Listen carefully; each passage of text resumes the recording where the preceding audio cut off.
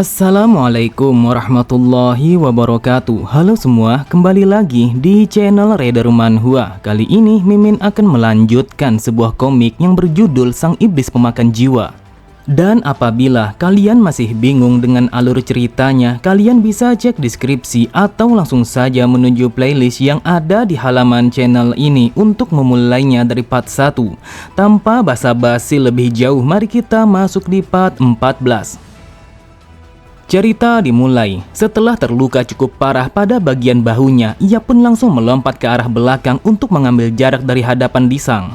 Lalu ia pun mencoba untuk menarik nafas panjangnya dan juga mensirkulasikan energinya agar ia bisa menghentikan pendarahannya. Namun meskipun seperti itu, akan tetapi tetap saja Kyungwon merasakan rasa sakit yang sangatlah luar biasa. Pada sisi yang lain, Lisang hanya terdiam karena ia tidak menyangka kalau ada seseorang yang mampu menghindari serangannya. Ia bergumam, "Awalnya aku telah mempercepat seranganku dengan mengincar batang lehernya, tetapi dia masih mampu untuk menghindarinya. Aku bertanya-tanya apakah mungkin kalau dia benar-benar bisa melihat pergerakan pedangku." Kemudian Lisang berkata, "Sepertinya kau begitu kesakitan karena pundakmu telah terluka dengan cukup parah. Jadi aku akan mengakhiri penderitaanmu sekarang juga dengan menyudahi pertarungan ini." Mendengar itu, Kyungwon pun langsung melemparkan pandangannya kepada Lisang. Ia berkata, "Dasar sialan, apa yang kau katakan? Apakah kau pikir dengan luka yang seperti ini akan membuatku menjadi menyerah begitu saja?" Namun tanpa ia sadari, tepat di belakangnya Tae-san memintanya untuk tidak melanjutkan pertarungan itu. Sontak Kyungwon sangatlah terkejut. Ia sama sekali tidak menyangka kalau tuannya telah memintanya untuk menyudahi pertarungan itu. Di saat itu Kyungwon mengatakan kalau dia masih mampu melawan Lisang meskipun hanya dengan menggunakan satu tangan. Akan tetapi Kyungwon langsung terdiam ketika mendengar Tae-san yang berkata, "Apakah kau sadar kalau tanganmu akan cacat apabila kau memaksakan dirimu sendiri? Jadi akan lebih baik kalau kau menyerah sekarang juga." Terlihat Kyungwon hanya terdiam. Ia merasakan kalau dirinya sama sekali tidak berguna untuk melindungi tuannya sendiri. Sampai-sampai di dalam pertarungan itu ia terluka dengan cukup parah. Menyadari akan hal itu, Tae-san pun langsung memberikan rasa semangat kepada Kyungwon dengan mengatakan kalau apa yang ia lakukan sama sekali tidaklah buruk. Seketika itu juga Kyungwon sangatlah terkejut, matanya terbelalak karena dia sama sekali tidak menyangka kalau tuannya telah memberikan sebuah pujian yang seperti itu meskipun dia telah kalah di dalam pertarungan. Lalu Tae-san pun berjalan melewatinya dan menuju ke arah Lisang. Tae-san berkata, "Kyungwon, mulai dari sekarang perhatikan pertarungan ini dengan sebaik mungkin. Bahkan jangan pernah sedikit pun untuk mengedipkan kedua matamu karena ini akan sangat menyenangkan." Mendapatkan perintah itu, Kyungwon pun langsung memperhatikan dengan seksama apa yang akan dilakukan oleh tuannya untuk menghadapi Lisang yang merupakan seorang tetua dari keluarga Zhongli. Mendengar perkataan Tae-san, Lisang berkata, "Apakah kau bercanda? Yang aku lihat kau bahkan tidak mampu untuk bertahan dengan energi yang tersumbat itu. Namun kau berencana untuk melawanku dengan menggunakan bilah pedang." Sambil tertawa Tae-san berkata, "Untuk apa aku repot-repot menggunakan sebuah pedang hanya untuk melawan seseorang yang sepertimu? Apakah kau tahu aku mampu mengalahkanmu meskipun hanya dengan menggunakan tangan kosong?" Terlihat Lisang sangatlah kesal karena dia telah diremehkan oleh seorang bocah yang meridiannya telah tersumbat. Ia berkata, "Dasar sialan, sepertinya aku harus mencabut lidahmu itu." Menanggapi ocehan Lisang, Tae-san pun hanya tertawa karena ia sama sekali tidak khawatir meskipun yang ia hadapi adalah seorang tetua. Tetapi beda halnya dengan Lisang, ia begitu waspada kepada Tae-san. Namun ia sama sekali tidak mengerti mengapa seseorang yang meridiannya telah hancur sangat percaya diri untuk menghadapinya. Sambil memperhatikan, Lisang bergumam, "Yang aku perhatikan, bajingan ini sama sekali tidaklah istimewa. Tetapi apa yang membuatnya menjadi sangat percaya diri dengan bertindak ceroboh seperti ini sampai-sampai ia pun mempertaruhkan nyawanya sendiri? Tetapi bagaimana mungkin aku bisa mengkhawatirkan sesuatu yang sama sekali tidak diperlukan karena dari sikapnya saja sudah menunjukkan kalau dia banyak celah." Tanpa pikir panjang sedikit pun, Lisang langsung melompat dan bersiap untuk menebaskan bilah pedangnya kepada Tae-san. Di saat itu ia berpikir kalau Tae-san sama sekali tidak akan bisa menghindari serangannya. Dan juga ia berpikir untuk mengakhiri pertarungan itu hanya dengan satu kali serangan saja. Bahkan Lisang begitu yakin kalau tebasannya akan membelah tubuh Tae-san karena itu adalah sebuah serangan yang telah diperkuat dengan tenaga dalam. Lisang bergumam, "Dasar bocah sombong, kau mengatakan kalau kau tidak membutuhkan sebuah pedang untuk mengalahkanku hanyalah kebodohan karena kau akan mati sekarang juga." Akan tetapi ketika bilah pedangnya hampir sampai ke tubuh Taisan, tiba-tiba saja tubuhnya telah memudar begitu saja. Benar saja, Lisang sangatlah terkejut, matanya terbelalak ketika melihat Taisan yang telah menghilang dari hadapannya bagaikan sebuah kilat.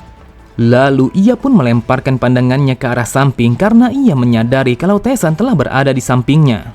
Melihat kepanikan Lisang sambil tersenyum, Taisan berkata, "Bukankah sudah aku bilang kalau aku tidak membutuhkan sebuah pedang untuk bisa mengalahkanmu?" Terlihat Taisan langsung mengepalkan tinjuannya yang dilapisi dengan kekuatannya. Dengan sangat cepat, ia pun langsung melancarkan sebuah tinjuan yang begitu kuat yang mendarat tepat di dagu Lisang. Bahkan saking kuatnya serangan Taisan sampai-sampai ia sama sekali tidak sanggup untuk berdiri lagi. Di saat itu ia pun mencoba untuk bertahan dengan menancapkan bilah pedangnya ke atas tanah. Namun hal itu hanyalah sia-sia karena ia merasakan kalau semua otot yang ada di tubuhnya telah hancur sehingga membuatnya menjadi lemah. Ketika Lisang telah tersungkur ke atas tanah, ia pun mencoba untuk membuka kedua matanya dan memandang kepada Taisan. Dengan lirihnya ia bergumam, "Siapa sebenarnya orang ini? Dia mampu mengalahkanku dengan sangat mudah hanya dengan menggunakan tangan kosong."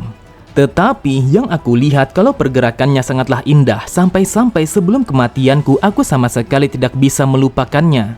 Bagaimana bisa ada seseorang yang memiliki sebuah pergerakan yang seindah itu?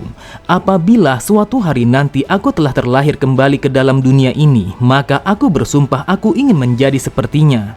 Setelah mengatakan itu, ia pun langsung menghembuskan nafas terakhirnya sehingga membuatnya langsung mati seketika. Pada sisi yang lain, Kyungwon hanya terdiam. Ia sama sekali tidak menyangka kalau seorang tetua yang begitu sulit untuk ia hadapi telah mati hanya dengan satu kali pukulan saja. Kyungwon merasakan kalau Taisan memiliki sebuah kemampuan yang sama sekali tidak bisa ia mengerti. Beberapa saat kemudian, mereka pun langsung kembali ke Manor Yeon untuk mengobati luka Kyungwon. Di saat itu, Hwayung hanya bisa menarik nafas panjangnya karena ia menyadari kalau luka yang dialami oleh Kyungwon sangatlah fatal. Terlihat Kyungwon menundukkan kepalanya karena ia begitu kesal setelah mendengar sebuah ceramah yang dikatakan oleh sang tabib ketika ia diobati. Dengan nada yang tinggi, Hwayun berkata, "Tidak peduli berapa kali aku melihatnya, tetap saja kalau itu adalah sebuah luka yang sangat mengerikan. Jika bukan karena pertolonganku, maka bisa dipastikan kalau tanganmu tidak akan sembuh." Mendengar itu, Kyungwon hanya bisa menarik nafas panjangnya. Ia bergumam, "Entah kenapa yang aku rasakan kalau aku sangat ingin menghajarnya karena aku begitu muak mendengar ocehannya." Meskipun merasa kesal, namun Kyungwon langsung menundukkan kepalanya sembari mengucapkan rasa terima kasihnya kepada sang tabib karena dia telah mengobatinya. Kyungwon mengatakan kalau dia sama sekali tidak akan pernah untuk melupakan kebaikannya. Dengan sombongnya, Hwayun berkata, "Sudah sepantasnya kau mengucapkan rasa terima kasihmu kepadaku karena aku yang menolongmu. Lagi pula, manusia adalah seseorang yang wajib selalu bersyukur dengan apa yang ia dapatkan." Pada sisi yang lain, dengan wajah yang begitu datar, Sohyun berkata, "Bukankah kami telah mengucapkan rasa terima kasih kami kepadamu sebanyak 19 kali? Jadi apakah menurutmu kalau itu masih kurang?" Hwayun berkata, "Entah kenapa ada begitu banyak orang-orang yang sama sekali tidak bisa menghargai sebuah kebaikan yang sudah ia terima. Namun aku begitu yakin kalau kalian bukanlah seseorang yang seperti itu." Mendengar ocehan sang tabib yang ingin dihormati, mau tidak mau mereka berdua langsung memberi hormat kepada Hwayun untuk yang ke-20 kalinya, meskipun mereka melakukannya dengan terpaksa. Kemudian Hwayun langsung melemparkan pandangannya ke belakang karena ia merasakan kalau Taisan telah datang ke tempat itu. Karena Taisan benar-benar datang ke tempat itu, ia pun langsung berjalan menghampirinya karena ada sesuatu yang harus ia sampaikan kepada Taisan. Lalu ia berkata, "Wahai tuan muda, kau telah datang di waktu yang sangat tepat. Namun apakah kau sudah mendengar tentang sebuah tawaran besar yang baru saja aku terima? Mereka mengatakan kalau mereka akan memberikan uang dengan jumlah yang sangat besar dan juga banyak herbal." Akan tetapi Hwayun sangatlah terkejut ketika melihat Taisan yang langsung menatapnya. Dengan lirihnya Hwayun berkata, "Wahai tuan muda, entah kenapa kau tiba-tiba saja membuatku menjadi takut dengan melihatku seperti itu." Taisan pun berkata, "Aku sama sekali tidak akan menghentikanmu jika itu yang kau inginkan. Jadi pergilah sekarang juga."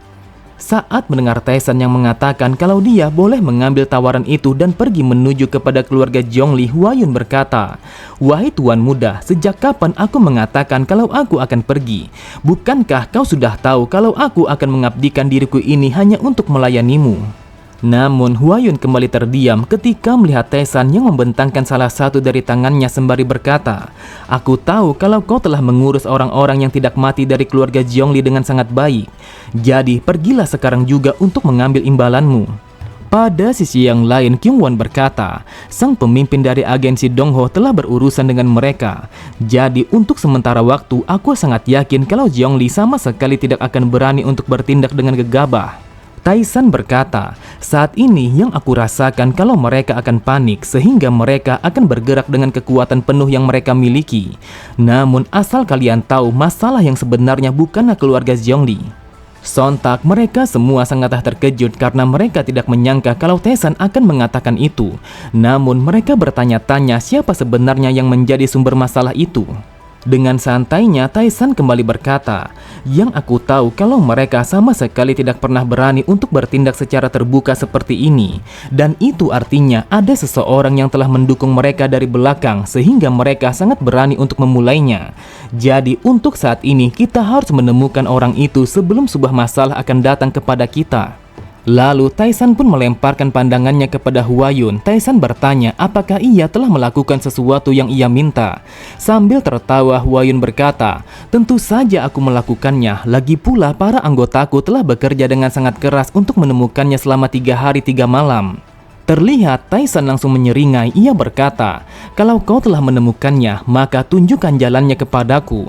Namun aku sangat penasaran siapa sebenarnya yang telah menarik sebuah benang yang terikat kepada keluarga Zhongli." Cerita berpindah pada kediaman keluarga Zhongli.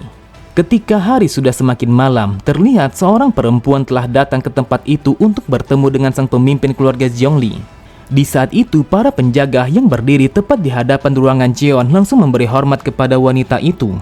Ternyata wanita itu adalah sang pemimpin dari rumah bordil yang dikenal sebagai Rumah Putih. Mengetahui akan kedatangannya, tanpa pikir panjang, Cheon langsung memerintahkan kepada penjaganya untuk membuka pintu ruangannya. Secara perlahan, pintu ruangannya telah terbuka begitu saja, dan di sana terlihat seorang wanita muda langsung berjalan memasuki ruangannya. Dengan wajah yang begitu gugup, Cheon berkata, "Wahai nona muda, aku telah lama menunggu kedatangan Anda." Wanita itu berkata, "Yang aku dengar kalau salah satu dari keluarga Zhongli telah mati saat menjalankan sebuah misi.